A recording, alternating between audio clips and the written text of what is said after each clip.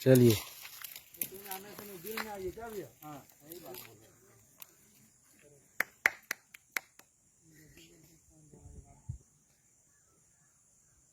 चलिए एक बार सभी को हम लोग जेबी केसेस का नारा लगाएंगे। जेबी केसेस जिंदाबाद, जिंदाबाद जिंदाबाद, जेबी केसेस जिंदाबाद, जिंदाबाद जिंदाबाद, टाइगर जयराम मातो जिंदाबाद, जिंदाबाद जिंदाबाद, टाइगर जयराम मातो जिंदाबाद, जिंदाबाद जिंदाबाद। कैसे लेंगे ये अधिकार, लड़के लेंगे अधिकार, कैसे लेंगे लड़ीकार, अधिकार, कैसे लेंगे ये अधिकार। लड़के लेंगे अधिकार। जोहार साथियों, और आज हम लोग सुयो पंचायत के ग्राम बुच्चे में हैं और हम लोग जो टाइगर जयराम मातो का जो विचारधारा है, इस विचारधारा का काम हम लोग एक सिपाही के नाते, एक क्रांतिकारी के नाते, एक कार्यकर्ता के नाते हम लोग जगह जगह पर जा रहे हैं, गांव गांव में जा रहे हैं और लोगों को ये बता रहे हैं कि जो टाइगर जयराम मातो का जो विचारधारा है, अगर इस विचारधारा को हम लोग भी मान लें तो कहीं गलत नहीं है। क्यों गलत नहीं है? क्योंकि अगर मान लीजिए कि अगर हम लोग झारखंड के बरकट्ठा विधानसभा के एक बुच्चे ग्राम में हैं और इस ग्रामवासी को लड़का अगर यदि पढ़ लिख लेता है और पढ़ लिख लेने के बाद वो जान गया कि हमारे झारखंड में 40% खनिज संपदा है, जब पढ़ लिख लिए तब, लेकिन बाद में पता चला कि ये जो 40% खनिज संपदा है उसमें हक अधिकार जो है ये हम लोगों का नहीं है। इस पर जो हक अधिकार है ये पहाड़ियों का है, ये बिहारियों का है, ये जो झारखंड का मूल निवासी नहीं है उन लोगों के हाथ में। तो ये जो चाबी है उस चाबी को कोई झारखंडी के हाथ में देना होगा और वो झारखंडी अगर यदि कोई तैयार हुआ है, चाहे वो किसी भी जाति से रहेंगे, चाहे वो किसी भी धर्म से रहेंगे, चाहे वो किसी भी पेशा से रहेंगे, तो हम लोगों का भी कर्तव्य बनता है, क्योंकि हम लोग भी पढ़े लिखे छात्र हैं, हम लोगों को भी वह बात पता है कि यहाँ पर झारखंड में 40% खनिज संपदा है, तो हम लोग भी उनको साथ देंगे और साथ देते आ रहे हैं और साथ देने के लिए आप लोग को लिए भी हम आग्रह कर रहे हैं। रही बात कि हमारे बरकट्ठा विधानसभा में जो भी चाचा भतीजा का बात आता है, जो भी विधायक के बात आता है, मैं उस विधायक को भी बात करें कि अगर वो चाहेंगे तो वो भी अपने हक अधिकार का बात कर सकते थे, वो भी अपना हक अधिकार को दे दिए रहते आपके हाथ में।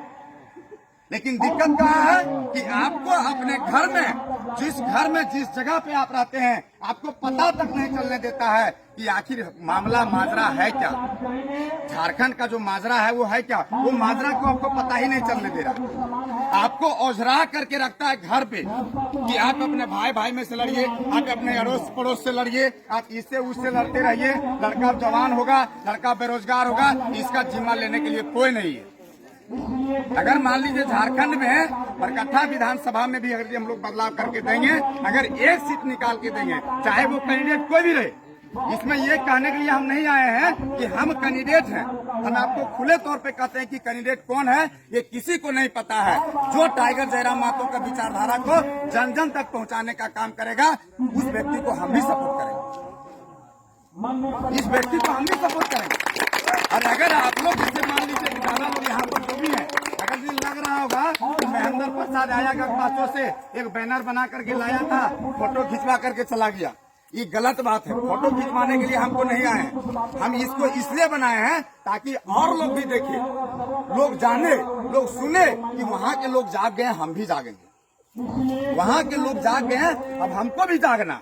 आखिर ये लोग गलत कहा, और गलत है तो हम आप ही के गांव के बाल बच्चा है ना, हमको मना करो ना कि बाबू गलत काम करने जा रहे हो, कल के डेट में पूरा बरकट्ठा के नाम बदनाम कर दोगे, तुम गलत रास्ता पर मत जा, तुम्हारा ही बाल बच्चा है ना। जी हाँ, हम लोग को पढ़ने लिखने का शौक था, मतलब पढ़ने लिखने छोड़ने का शौक था क्या, नौकरी करने का मन नहीं था, सबका मन था, लेकिन आपका सही से नीति नियम रहेगा तब ना भैया। आप तो 23 साल हो गया झारखंड का, 23 साल में एक भी नीति नियम सही से नहीं बना कि जिससे यहाँ के लोगों को रोजगार मिले। तो अब तो आवाज उठाना बनता है, चाहे आप विधायक कोई भी रहे, आप अगर यदि विधायक तो आप उसके लिए आंदोलन करिए, यहाँ के छात्र युवा बेरोजगार आपके साथ नहीं रहेगा तब नहीं बोलिएगा, लेकिन आप बोल दीजिएगा कि हम इसके लिए आवाज उठा रहे हैं, आवाज उठा रहे हैं, काम कुछ हो ही नहीं रहा। काम दिखना चाहिए, और नहीं तो जो प्रवासी मजदूर बाहर हैं कम से कम वो उसको लाने की व्यवस्था कीजिए बरकट्ठा में। आखिर बरकट्ठा में क्या नहीं है?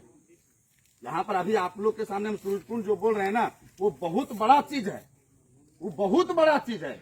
आप उसको पढ़िए। तो राजगीर में हम लोग जाते हैं, राजगीर नहाने के लिए, वहां पर जो पानी निकलता है उसका जो टेम्परेचर है सो देख लीजिए, और अपना सूरजकुंड का जो टेम्परेचर है सो देख लीजिए, 88 डिग्री सेल्सियस। एशिया महाद्वीप का सबसे गर्म जल कुंड।